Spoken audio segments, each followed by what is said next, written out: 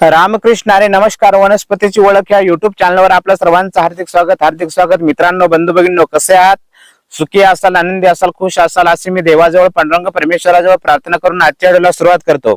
बघा, वनस्पतीची ओळख हा जो युट्यूब चॅनल आहे, ह्या युट्यूब चॅनलच्या माध्यमाद्वारे आपल्यापर्यंत जंगलामधील वनस्पतींची ओळख, वनस्पतींचे आयुर्वेदिक औषधी उपाय, वनस्पतींचे घरगुती उपाय, घरगुती नुकसे, तोडगे, टोटके, टाटके अशी सगळी मानवी जीवन उपयोगी माहिती मी आपल्याला ह्या युट्यूब चॅनलच्या माध्यमाद्वारे आपल्यापर्यंत शेअर करत आहे. तरी अजून आपण वनस्पतीची ओळख या युट्यूब चॅनलवर नवीन असाल, चॅनलला सबस्क्राईब, लाईक आणि शेअर करा. कारण एकमेका सहाय्य करू अवघे धरू असोपंत माणूस मेल्यानंतर त्याच्या जीवन सोबत जाते ते फक्त सत्कर्म.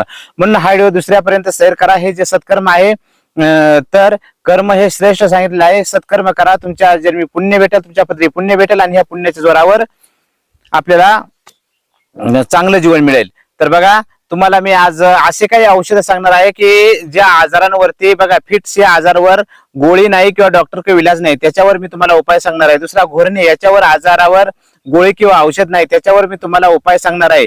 असे अनेक आजार सांगणार आहे मी आज, असे अनेक उपाय सांगणार आहे की जे दवाखान्यामध्ये क्लिअर होत नाही, त्याला कुठलाही डॉक्टर बरे करू शकणार नाहीये किंवा कुठलाही डॉक्टर पूर्णपणे तो आजार घालवू शकत नाही किंवा त्याच्यावर कुठलीही गोळी किंवा औषध नाहीये. असे आजार मी तुम्हाला ह्या व्हिडिओच्या माध्यमाद्वारे सांगणार आहे. तरी व्हिडिओ स्किप करू नका, हा व्हिडिओ संपूर्ण बघायचा आहे तुम्हाला. आज मी तुम्हाला ह्या व्हिडिओच्या माध्यमाद्वारे काही घरगुती उपाय, काही घरगुती नुकसे, काही तांत्रिक उपाय, काही मांत्रिक उपाय असे आज एकाच व्हिडिओमध्ये सांगत आहे. तरी व्हिडिओ स्किप न करता हा व्हिडिओ तुम्ही संपूर्ण बघायचा आहे. बघा, आज मी तुम्हाला सांगत आहे वात, पित्त, कफ तीनही आजार. बघा, माणसाचं शरीर हे वात, पित्त, कफ या तीन गुणांवर आहे. वात, पित्त, कफ तिन्ही जर समान असले तर माणूस सुरक्षित राहतो, माणसाची तब्येत चांगली राहते.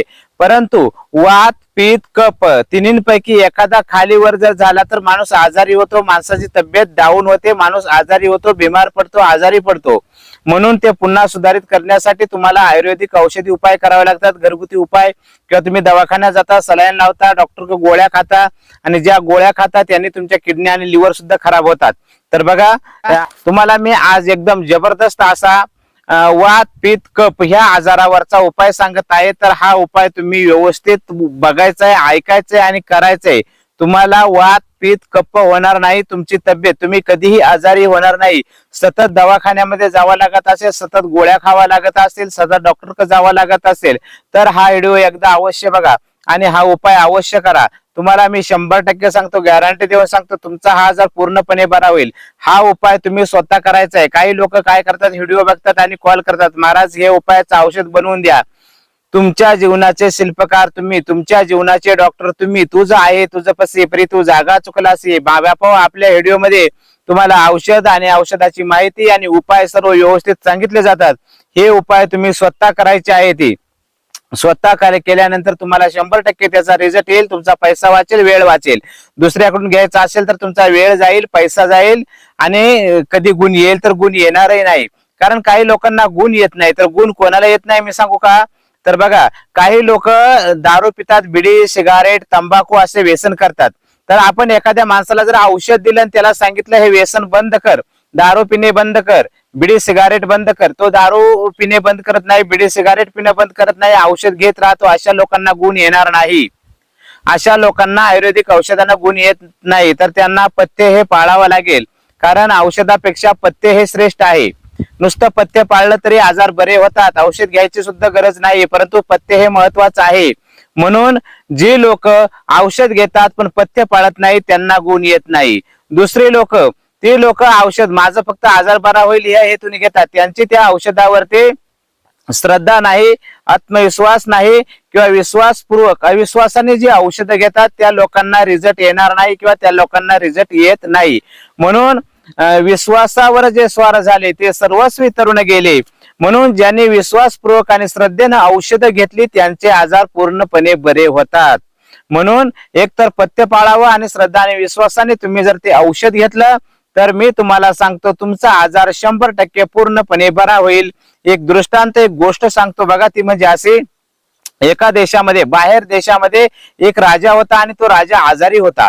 त्याची तब्येत बरोबर नव्हती, त्याला पोटदुखीचा आजार होता, त्याचं सारखं पोट दुखायचं असा त्याला आजार होता. अनेक देशांमधले वैद्य गेले, अनेक देशांमधले वैद्य गेले आणि त्या राजाला त्यांनी औषधं दिली, पण कुठल्याही वैद्याचा त्या राजावरती औषधाचा उपयोग झाला नाही. आणि प्रत्येक जण गेला की तो औषध खायचा, पण त्या राजाला गुण येत नव्हता. आपल्या भारत भूमीमधला, आपल्या भारत देशामधला एक वैद्य त्या राजाकडे गेला आणि सांगितलं, राजन मी तुम्हाला गुण आले. अरे बाबा, आतापर्यंत खूप वैद्य केले, खूप औषधं केले, कशानेच गुण आला नाही. आजही काही असे लोक आहेत ते खूप फिरलो परंतु गुण आला नाही. मग तो डॉक्टर, तो राजा सुद्धा असाच म्हणला की खूप औषधं केले, वैद्य केले, गुण आला नाही. म्हणले माझ्या औषधाने गुण येणार. त्यांनी काय केलं, त्या राजाचे डोळे बांधायला लावले. राजाचे डोळे बांधले, काही पाला होता कुठला रस केला आणि तो रस डोळे बांधून प्यायला दिला. डोळे बांधून प्यायला दिल्यानंतर 3 दिवसात राजाची पोटदुखी बंद झाली. राजाने चकित झाला, म्हणले एवढी औषधं केली तरी गुण आला नाही आणि हे फक्त 3 दिवस एक ग्लास भर फक्त कुठल्या तरी पाल्याचा रस पिल्याने पोटदुखी राहिली. कसं काय? आश्चर्यचकित झाले, कसं काय झालं? त्यावेळेस त्या वैद्याने सांगितलं, याच्या डोळ्यामध्ये दोष होता, या राजाच्या डोळ्यामध्ये दोष होता. याने औषध पाहिलं की म्हणायची इच्छा, यांनी कसलं गुण येत आहे, त्याच्या अंतःकरणामध्ये निगेटिव्ह विचार होते. म्हणून आपण औषध करत असताना, कुठलाही काम करत असताना अंतःकरणामध्ये निगेटिव्ह विचार करून जर केले तर तुमचं कार्य सफल होणार नाही. आतून सुद्धा पॉझिटिव्ह विचार यायला पाहिजे. म्हणून याच्या डोळ्यामध्ये दोष होता, हे पाला तर मी खाल्लंय, हे औषध तर मी खाल्लंय, यांनी काही गुण येत नाही. असे ज्या लोकांचे निगेटिव्ह विचार असतात, हे खाल्लंय यांनी काही होणार नाही तर काहीच होत नाही. म्हणून त्या राजाचे डोळे बांधले आणि त्याला ते औषध पाजलं, त्याला गुण आला, त्याच्याच दृष्टीमध्ये दोष होता. म्हणून काही माणसाच्या दृष्टीमध्ये दोष असतो, त्याला गुण येत नाही. म्हणून बघा, मी तुम्हाला आज एकदम जबरदस्त आणि पॉवरफुल असे उपाय सांगत आहे. हे उपाय तुम्ही लक्षपूर्वक ऐका किंवा कागद पेन घ्या आणि लिहून घ्या, लिहून ठेवा आणि हे उपाय करा. तुम्हाला 100% यांचा रिझल्ट येणार आहे. तर बघा, पहिला उपाय सांगत आहे, वात, पित्त, कफ हे तीनही आजार बरे करणारा एकदम एक जबरदस्त फॉर्म्युला आहे. सागर गोटे 14, मायफळ 14 हे तुम्हाला कुठल्याही किराणा दुकानामध्ये मिळून जातील. सागर गोटे 14, मायफळ 14, लसूण पाकळ्या 14 आणि ओवा 1.25 ग्रॅम, पाव ग्रॅम ओवा घ्यायचा आहे. हे काय करायचं, हे घेऊन, हे घेतल्याच्या नंतर हे तयावर भाजून घ्यायचं आहे. लसूण पाकळ्या भाजून घ्या, सागर गोटे फोडून त्याच्यातलं ते गरे बी भाजून घ्या, मायफळ ते भाजून घ्या, ओवा भाजून घ्या. सगळं भाजून कुटून त्याची पावडर बनवायची. त्याची पावडर बनवून आपल्याला लिंबू माहिती आहे, आपण जो रोजच्या आहारामध्ये खातो किंवा लिंबू सरबत घेतो, लिंबाचा रस काढायचा आहे. त्या लिंबाच्या रसामध्ये मायफळ, सागर गोटे, लसूण पाकळ्या आणि ओवा ती केलेली पावडर त्या लिंबाच्या रसात टाकून चांगली मळून घ्यायची आहे.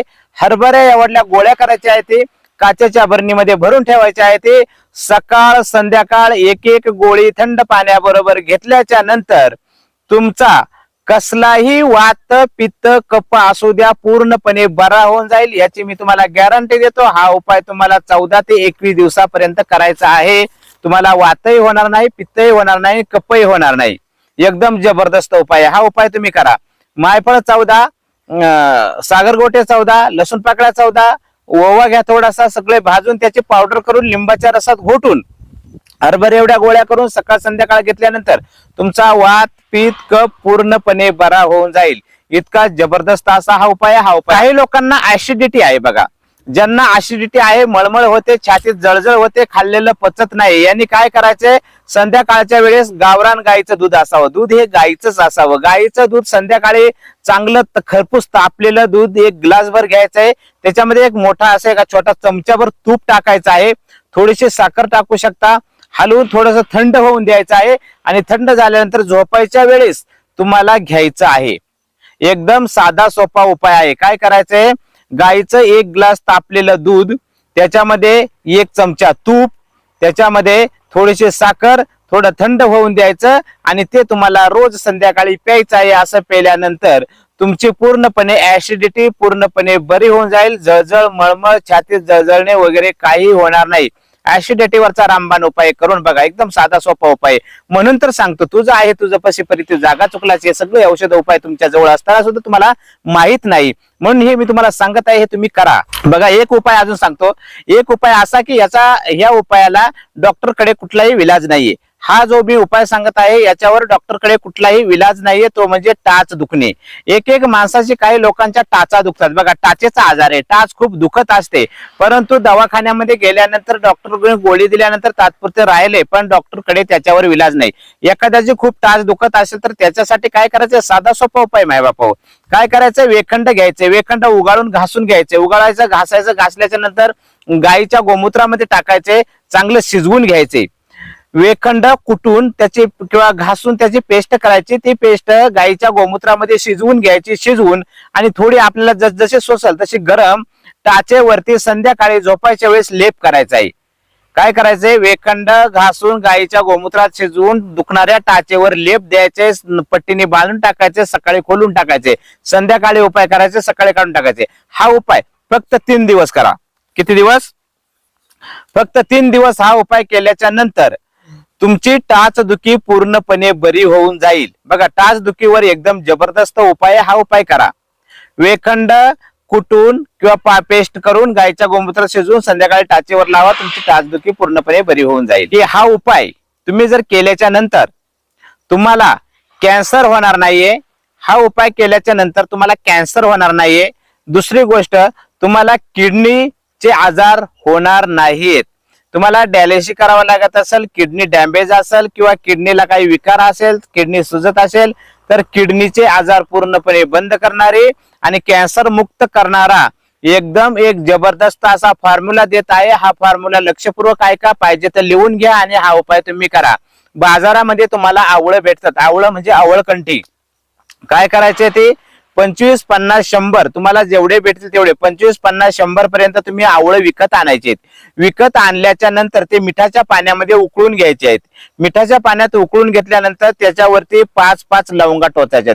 प्रत्येक आवळावरती 5-5 अखंड लवंगा टोचायचे आहेत. ते शिजलेलं राहील, त्याच्यावरती 5-5 लवंग टोचून आणि ते काय करायचे, काचेच्या बरणीमध्ये टाकायचं आहे आणि ते पूर्ण गाडून जातील इतकी आपल्याला शुद्ध मोहळाची मध त्याच्यामध्ये वतायची आहे. काय करायचे, मोहळाची मध वतायची आहे. तर काय करा, ते आवळं आणल्याच्या नंतर ते मिठाच्या पाण्यात उकडून घ्या, काचेच्या बरणीत ठेवा, त्याच्यात मध टाका, 40 दिवस तशाच राहू द्या. 40 दिवसाच्या नंतर त्याच्यातलं एक एक आवळकंठी काढून तुम्हाला खायची आहे. 40 दिवस खायचे आहे. वर्षातून 40 दिवस जर हा उपाय केला, प्रत्येक वर्षाला 40 दिवस हा उपाय करायचे. हा उपाय केल्याच्या नंतर तुम्हाला कॅन्सर मरेपर्यंत होणार नाही आणि तुम्हाला किडनीला कुठलाही त्रास होणार नाही. एकदम साधा सोपा उपाय आहे. हा उपाय तुम्ही करा, एकदम जबरदस्त उपाय आहे. काय करायचंय, मी डबल का सांगतो तुमच्या लक्षात राहावं म्हणून. आवळं मिठाच्या पाण्यात उकळून आणि त्याला लवंग टोचून आणि ते काचेच्या बरणीत ठेवून मधामध्ये ठेवा. मधामध्ये ठेवून 40 दिवस राहू द्या. 40 दिवसानंतर तुम्ही ते काढून 40 दिवस खा.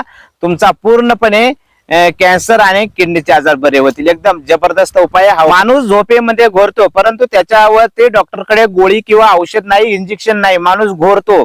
आणि काही लोक तर असे घोरतात की दुसऱ्याला पण झोप येऊन देत नाही, ती इतके घोरतात. तर घोरण्यावरती मी तुम्हाला एक तांत्रिक उपाय सांगत आहे किंवा एक वैदिक किंवा एक मांत्रिक उपाय सांगत आहे. हा उपाय आम्ही केलेला आहे आणि केलेला आहे. रिझल्ट आल्यानंतर मी तुम्हाला ही माहिती सांगत आहे. मी स्वतः केलेली आहे, तुम्ही पण करून बघा. तर बघा, एकदम जबरदस्त उपाय. घोरण्यावर जो माणूस घोरतोय तो गावरान गाई, जंगलामध्ये चरणाऱ्या गाईचं तूप आणायचंय. गाईचं तूप रोज संध्याकाळी नाकामध्ये टाकायचंय 1 आठवडाभर. टाकल्यानंतर तो माणूस घोरणे बंद होतो. त्याचं घोरणं काय होतंय, बंद होते. घोरणं बंद होण्यासाठी गाईचं तूप नाकामध्ये टाकायचं आहे. तूप नाकामध्ये टाकल्यानं त्याचं घोरणं बंद होतं. याच्यावर गोळी नाही, परंतु तुपाने ते बंद होतं.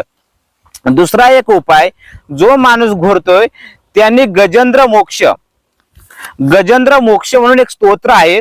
कुठल्याही पुस्तकात मिळेल किंवा तुम्हाला युट्यूब वरती सुद्धा येऊन जाईल. गजेंद्र मोक्ष जे स्तोत्र आहे ते स्वतःच्या डोक्यावर असा हात ठेवायचा आहे आणि ते स्तोत्र बोलायचं आहे. रोज झोपायच्या वेळेस किंवा सकाळी ते स्तोत्र बोलायचं आहे. असा उपाय 3 आठवडे करायचे. किंवा दुसऱ्या माणसाच्या, ज्याला पाठ नाही, ज्याचा पाठ आहे, त्याने दुसऱ्या माणसाच्या डोक्यावर हात ठेवून गजेंद्र स्तोत्र म्हटल्याच्या नंतर 3 आठवडे करा. घोरणं बंद, गोळीची गरज नाही. बंद होण्यासाठी तुम्ही गजेंद्र स्तोत्राचा 3 आठवडे डोक्यावर हात ठेवून 5 वेळा 10 वेळा 11 वेळा बोलू शकता गजेंद्र स्तोत्र, यांनी सुद्धा घोरणं बंद होतं. फिट एक असा आजार आहे, फिट एक असा आजार आहे की त्याच्यावर दवाखान्यामध्ये विलाज नाही, त्याच्यावर गोळी नाही, त्याच्यावर इंजेक्शन नाही. फिट हे दवाखान्यामध्ये बरा न होणारा आजार आहे. हा आजार कशामुळे होतो तर ऐका, जलाशय, काही लोकांना जलाशयाच्या ठिकाणी घर असतं. जलाशय, नदी, नाला, ओढा, बोर, हापसा किंवा बंधारा अशा ठिकाणी जलदेवतेचा त्या माणसाला त्रास असतो. ज्याला फिट येते त्याला जलदेवतेचा त्रास असतो. जलदेवताचा त्रासामुळे, जलदेवतेमुळे त्याला ती काय येते, फिट्स येते. परंतु याच्यावर दवाखान्यामध्ये विलाज नाहीये. तर याच्यावर एकदम एक जबरदस्त उपाय आम्ही तुमच्यासाठी घेऊन आलेलो आहे. तर बघा, हा व्हिडिओ संपूर्ण बघा आणि ही माहिती दुसऱ्यापर्यंत शेअर करायला विसरू नका. तर ज्याला फिट्स येते त्याने काय करायचं, हा आजार कशामुळे होतो तर एखाद्याचं घर असते तलावाच्या शेजारी, बोरच्या शेजारी, नदीच्या शेजारी, ओढा नालाच्या शेजारी असतो किंवा हापसा, बोरच्या शेजारी, बंधाऱ्याच्या शेजारी, पाण्याच्या ठिकाणी असतो आणि पाण्यामध्ये असते जलदेवता. आणि काही लोकांना जलदेवतेच्या त्रासामुळे फिट्स येते. तर याच्यावर काही दवाखान्यामध्ये इलाज नाही किंवा उपाय नाही. त्यासाठी मी तुम्हाला एकदम एक जबरदस्त असा उपाय सांगतो. तुम्ही दुकानामध्ये तुम्हाला काय जायफळ भेटते, जायफळ बघा, दुकानामध्ये जायफळ भेटतंय. तर त्या जायफळावरती तुमच्या गुरुमंत्राचा जप करायचा आहे. तुमच्याकडे जर गुरुमंत्र असेल, तुम्हाला जर गुरुदीक्षा असेल तर गुरुदीक्षेचा, गुरुमंत्राचा जप करा. त्याच्याबरोबर धन्वंतरीचा जप करा, धन्वंतरी भगवंताचा जप करा आणि तुमच्या गुरुमंत्राचा जप करा. दुसरा उपाय, तुम्हाला गुरुमंत्र नसेल, गुरुदीक्षा नसेल, सोपा साधा ओम श्री स्वामी समर्थाय नमः, त्याच्यावरती स्वामी समर्थ लिहा, स्वामी समर्थ लिहा हिरव्या पेनने आणि स्वामी समर्थाचा जप करा आणि ते जायफळ गळ्यामध्ये बांधा. 8 दिवसामध्ये तुमची फिट बंद होईल. 8च दिवसात माय बाबा फिट बंद होईल. हा उपाय तुम्ही करून बघा. केलेला उपाय जबरदस्त उपाय, जबरदस्त रिझल्ट याचा. काय करायचंय, एक जायफळ आणायचंय, त्या जायफळावरती स्वामी समर्थ किंवा तुमच्या गुरुमंत्राचा जप, स्वामी समर्थच करा किंवा गुरुमंत्राचाच करा, त्याच्याबरोबर धन्वंतरीचा करा आणि ते जप करून ते स्वामी समर्थ किंवा धन्वंतरी भगवंताच्या नामस्मरणाने ते भारून जपून आणि ते जायफळ तुम्हाला कपड्यामध्ये गळ्यामध्ये बांधायचं आहे. गळ्यामध्ये बांधल्यानंतर 8 दिवसामध्ये तुमची फिट बंद होते. बघा, हा उपाय तुम्ही जनहित जनकल्याणासाठी करावा असं मी तुम्हाला वाटतं. तुम्हाला मी अनेक उपाय सांगितलेले आहेत. तर एवढे उपाय करून आपण आपल्या जीवनामध्ये सुखी व आनंदी व खुश राहा. अशाच माहितीसाठी चॅनलला सबस्क्राईब करा. तुम्ही मला सपोर्ट करा. एकमेका सहाय्य करू. अवघे धरू असुपंत असंत वचनाप्रमाणे दिलेली माहिती ही अगदी सत्य आहे, अनुभव सिद्ध आहे. हिचा उपयोग आपल्या जीवनामध्ये आपण अवश्य करा. धन्यवाद. अशाच माहितीसाठी भेटू पुढच्या व्हिडिओमध्ये. तोपर्यंत धन्यवाद. रामकृष्ण हरी. जय धन्वंतरी भगवान. हरिओम. जय रामकृष्ण हरी.